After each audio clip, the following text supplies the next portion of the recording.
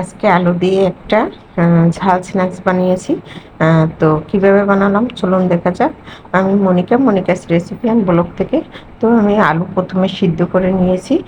তো এখানে দিয়ে দিয়েছি হলুদের গুঁড়ো, মরিচের গুঁড়ো, জিরার গুঁড়ো, ধনে জিরার গুঁড়ো এবং মশলার গুঁড়ো, চিলি ফ্লেক্স, লবণ, আদা বাটা দিয়ে আমি এখন আলু সিদ্ধ করে যে গ্রেট করে নিয়েছি সেটা আমি ভেজে নিব।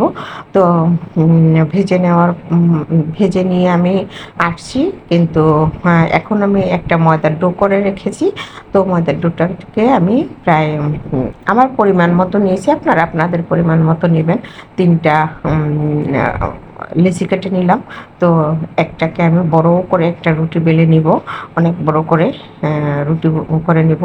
এই স্ন্যাক্সটা অনেকে ডিম দিয়েও করতে পারেন, পেঁয়াজ রসুন যার যেটা মন চায় দিতে পারেন, কিন্তু এটা শুধু আমি ভেজ করেছি। এটা আলু দিয়ে, আলুটাকে আমি সব কিছু দিয়ে একটা পুরের মতো তৈরি করে নিয়েছি। খেতে অসম্ভব মজার হয়েছিল। এবং খাওয়ার সময় একটু সস বা তেঁতুলের টক বা শশা কুচি এগুলি দিলে অনেক মজা লাগে। তো আমি আলুটা ভেজে ধনিয়া পাতাও দিয়েছিলাম। তো ঘ্রাণটা অনেক ভালোই বের হয়েছে।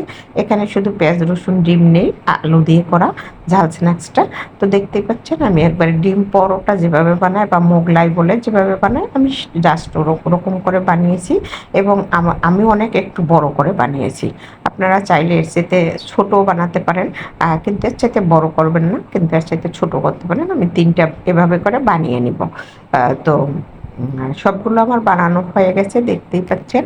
তো আমি বানিয়ে নিলাম, এখন আমি ভেজে নিব। চুলায় কড়াইয়ে তেল দিয়ে দিলাম, কড়াইয়ের মধ্যে তেল গরম হয়ে গেছে। তো একসাথে আমার এখানে 2টা করে বা 3টা করে ভাজা যাবে না, একটা একটা করে, যেহেতু অনেক বড়, একটা একটা করে চুলায় অল্প তাপ দিয়ে ভাজতে হবে, না হয় এটা মুচমুচে হবে না। আমি উল্টাই দিলাম, দেখতেই পাচ্ছেন। তো আমার একটা ভাজা হয়ে গেছে, আমি নামিয়ে নিচ্ছি।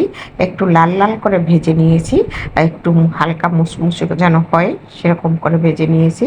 তো আর একটাও আমি এভাবে করে, মানে সবগুলো এভাবে করে ভেজে নিচ্ছি। তো এটাও হয়ে গেছে, তুলে নিচ্ছি, দেখতেই পাচ্ছেন। তো আমার সবগুলো ভাজা হয়ে গেছে।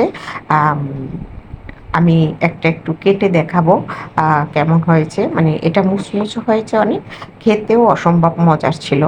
তো আপনারা চাইলে এটার মধ্যে ডিম দিয়েও পারেন, আর চাইলে এটা পেঁয়াজ রসুন দিতে পারেন। আমি আগেই বলে দিলাম আমি ভেজ করেছি, কিন্তু খেতে ভালো লাগছে। যারা ভেজ পছন্দ করেন এভাবে বানিয়ে নিতে পারেন। আমি একটু বড় বড় টুকরা করে কেটে নিয়েছি, দেখতে পাচ্ছেন। ছোট টুকরা করে নিয়ে চাইলে আপনারা ছোট ছোট টুকরা করে নিতে পারেন। তো এই যে ভিতরে আলুর পুর, আলু পরোটার মতো লাগে বা ডিম পরোটার মতো লাগে। তো আমার ভিডিওটা কেমন হলো সবাই লাইক শেয়ার কমেন্ট করে জানাবেন। পেজ থেকে যারা দেখবেন ফলো দিয়ে রাখবেন, নতুন ভিডিও দেওয়ার সাথে সাথে পেয়ে যাবেন। ইউটিউব থেকে যারা দেখবেন সাবস্ক্রাইব করে রাখবেন, নতুন ভিডিও দেওয়ার সাথে সাথে পেয়ে যাবেন। আমি সবসময় সিম্পল এবং ঘরোয়া উপকরণ দিয়েই, একটু সাধারণ উপকরণ দিয়ে